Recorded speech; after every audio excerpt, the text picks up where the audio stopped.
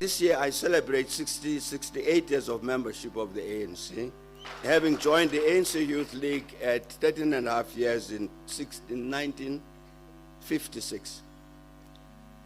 You can therefore imagine what a difference it would make to me and others of my generation if the South Africa of today looked like the South Africa for which many sacrificed in many ways, including by losing their lives.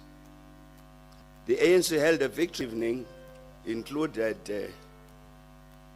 Mrs. Coretta Scott King, the wife of the late esteemed leader, the Reverend Martin Luther King Jr. Almost spontaneously, I repeated the words her husband and comrades cited as they ended his famous "I Have a Dream" speech, "Free at last, free at last. Thank God Almighty, we are free at last." I'm certain that those words of thanks to the Almighty were uttered by millions throughout our country, because indeed, these millions were free at last from 350 years of cruel white minority colonial and apartheid rule. And that freedom meant that at last, as visualized in the Freedom Charter, we would have a government based on the will of all the people. And this government would lead the protracted but historic process of bringing about the many changes, such that in time, our diverse but continued South Africa's first age, from 1994 to 2007, was marked by considerable progress across a range of indicators. That GDP grew at an average rate of 3.6%. The number of people with jobs increased from 8 million to 14 million.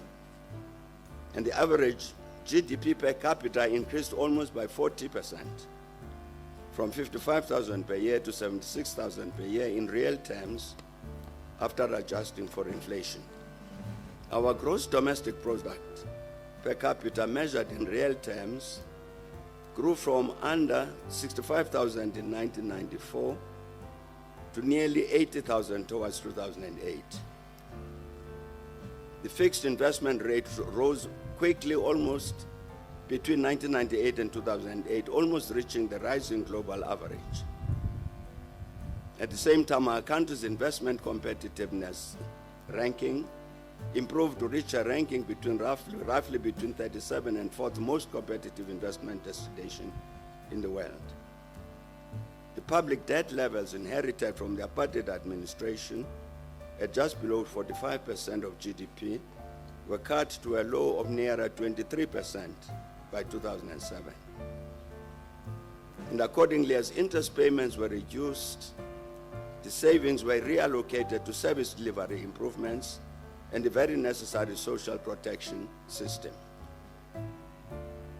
And the national data in the period up to 2007 collectively marked progress in advancing living standards that would rival any other post-colonial emerging market.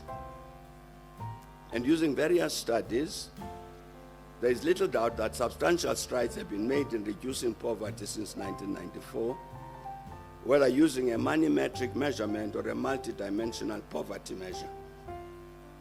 And although South Africa has made progress in reducing poverty since 1994, the trajectory of poverty reduction was reversed between 2011 and 2015, threatening to erode some of the gains made since 1994.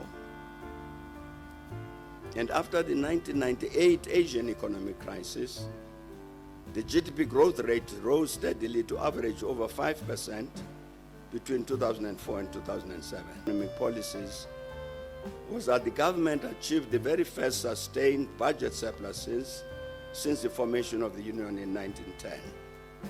And then Dr. Enders went on to say, and I quote, "By contrast, for the period 2008 to 2022, the average GDP growth was lackluster at 1.2%. The number of people with jobs increased by merely by 1 million over a period of 14 years, while the population grew by 10 million over the same period. GDP per capita declined by 1,600 rand as people became poorer in real terms.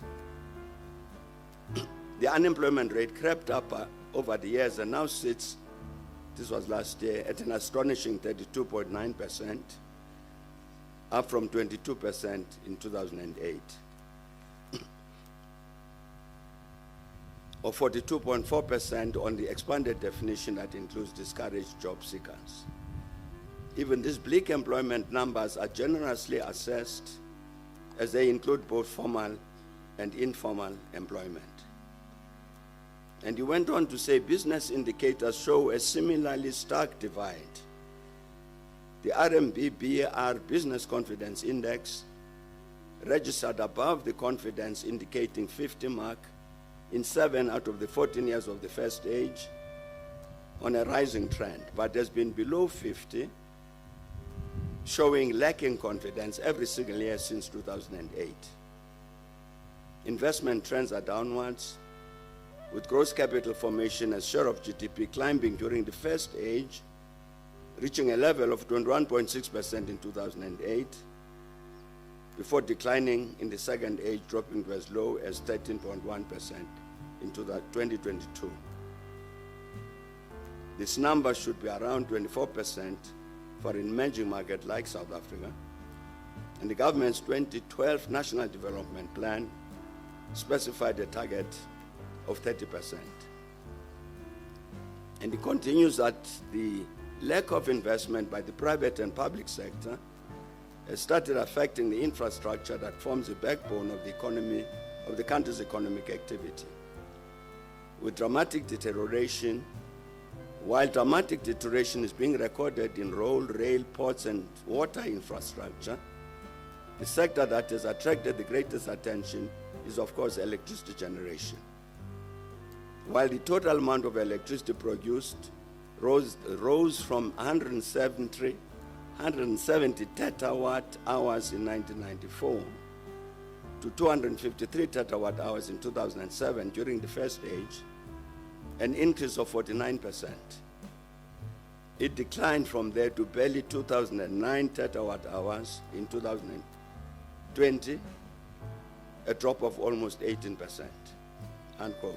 And a little research I conducted earlier on the rainbow nation kind of like speaks to a future that sort of like was decimated. And I think the strength South Africa has, that's the advantage South Africa has in that it represents that one nation or a few in the world today that really has the potential to exemplify that strength in diversity, which the world actually needs to see and understand and embrace and actually approve of and emulates the strength in a respective relationship among the different races. But unfortunately, it feels, when you listen to Rob Hersov, you listen to most of these other non-black,